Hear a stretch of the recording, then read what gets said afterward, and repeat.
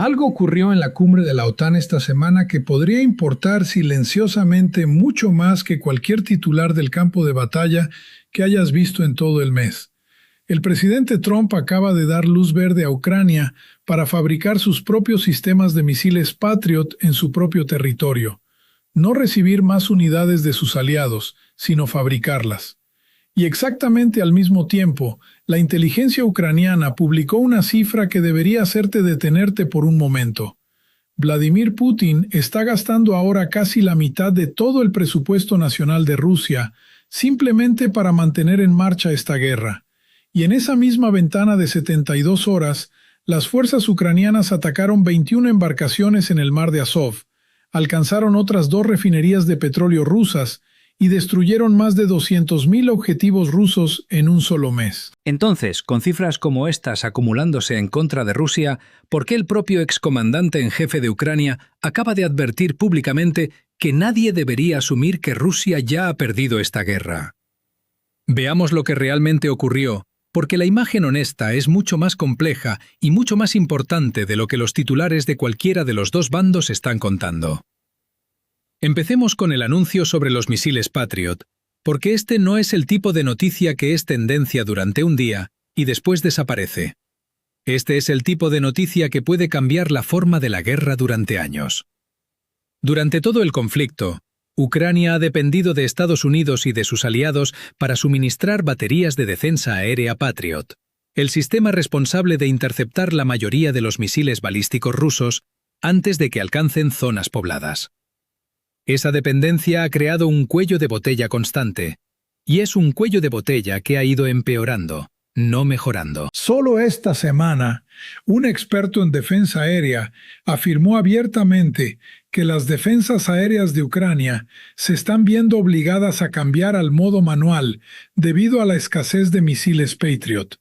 Esto significa que los operadores tienen que rastrear y atacar manualmente las amenazas entrantes en lugar de depender de toda la capacidad automatizada del sistema, un proceso más lento y arriesgado, precisamente durante el tipo de ataques masivos con misiles que Rusia ha lanzado contra Kiev 2 veces en menos de una semana. La decisión de Trump de permitir que Ucrania fabrique sus propios sistemas Patriot dentro del país apunta directamente a esa vulnerabilidad. No solucionará la escasez de la noche a la mañana. Los informes procedentes de Kiev esta semana dejaron claro que los expertos realmente no saben si los primeros misiles Patriot producidos en territorio ucraniano llegarán en cuestión de meses o de años. Pero fundamentalmente, cambia la trayectoria de Ucrania a largo plazo. Ahora mismo, cada interceptor Patriot que posee Ucrania depende de una decisión de Washington, Berlín o Varsovia sobre cómo asignar recursos, compitiendo además con las necesidades de otros aliados estadounidenses alrededor del mundo. Una línea de producción nacional convierte ese favor en una capacidad soberana. Además de ese anuncio, los aliados de la OTAN prometieron al menos 140.000 millones de euros en nueva ayuda para Ucrania durante los próximos 2 años. Y Noruega, por sí sola, se comprometió con 268 millones de euros destinados específicamente a adquirir más misiles Patriot mientras el acuerdo se concretaba. El propio Trump describió esta semana los ataques ucranianos en profundidad contra territorio ruso como, en sus palabras, una escalada que podría conducir a la paz. Es una forma extraña, pero reveladora, de plantearlo. Sugiere que la posición estadounidense ahora es que golpear a Rusia con mayor intensidad podría ser en realidad el camino más rápido para poner fin a la guerra, y no para prolongarla. Ahora hablemos de la cifra que realmente debería cambiar la forma en que piensas sobre quién está soportando la mayor presión en esta guerra. La inteligencia ucraniana afirma que Putin está gastando ahora cerca de la mitad de todo el presupuesto nacional de Rusia en el esfuerzo bélico. La mitad. No la mitad de un presupuesto de defensa, la mitad del gasto total del gobierno en todas las categorías: sanidad, infraestructura, educación, pensiones, todo. Y el gasto militar está absorbiendo una parte enorme y cada vez mayor de ese presupuesto. Ese tipo de proporción de gasto no es sostenible para ninguna economía durante un periodo prolongado, sin provocar graves consecuencias en otros sectores. Y encaja con todo lo demás que hemos visto en Rusia en las últimas semanas. Una economía que ya muestra señales visibles de tensión, una situación monetaria y de inflación sometida a presión desde hace meses, y un sistema de reclutamiento militar que, según múltiples rastreadores independientes, no consigue mantener el ritmo de las pérdidas en el campo de batalla. Las propias cifras del Estado Mayor ruso, difundidas a través del seguimiento ucraniano, sitúan ahora las pérdidas totales de tropas rusas en más de 1.413.000 desde el comienzo de la guerra, en febrero de 2022. Una cifra que recientemente ha estado aumentando en más de 1.000 bajas adicionales prácticamente todos los días.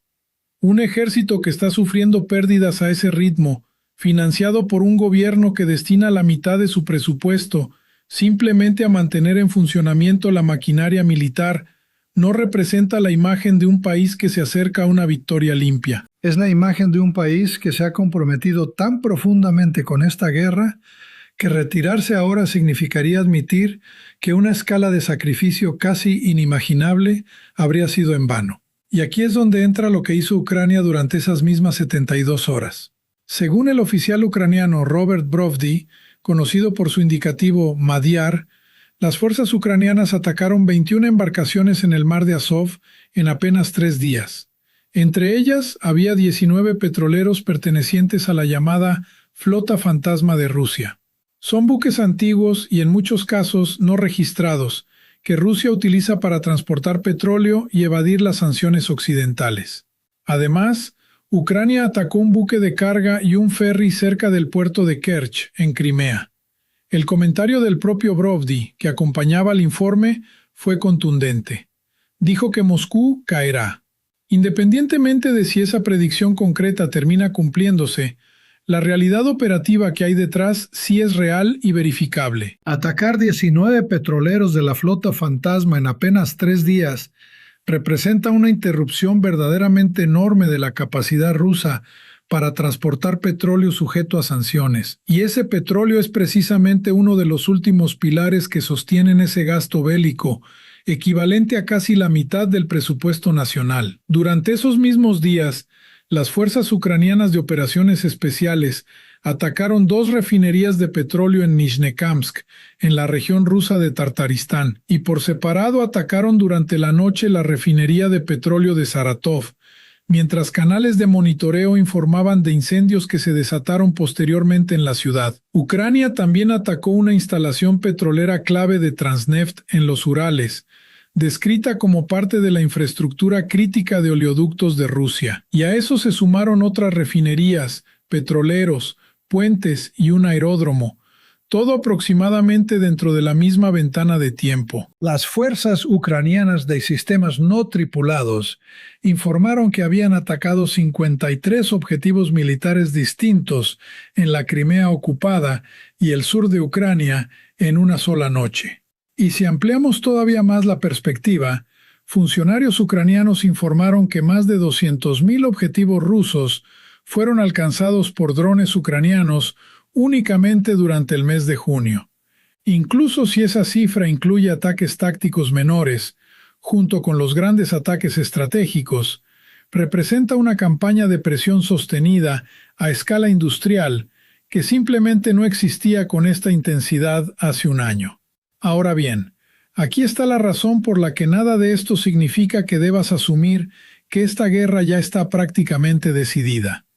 Valery Zaluzny, excomandante en jefe de Ucrania y actual embajador del país en el Reino Unido, el hombre que dirigió las Fuerzas Armadas ucranianas durante años antes de asumir este papel diplomático, dijo esta semana algo importante que merece mucha más atención de la que recibió. Advirtió explícitamente contra lo que calificó como una interpretación peligrosa: asumir que Rusia ha perdido efectivamente esta guerra.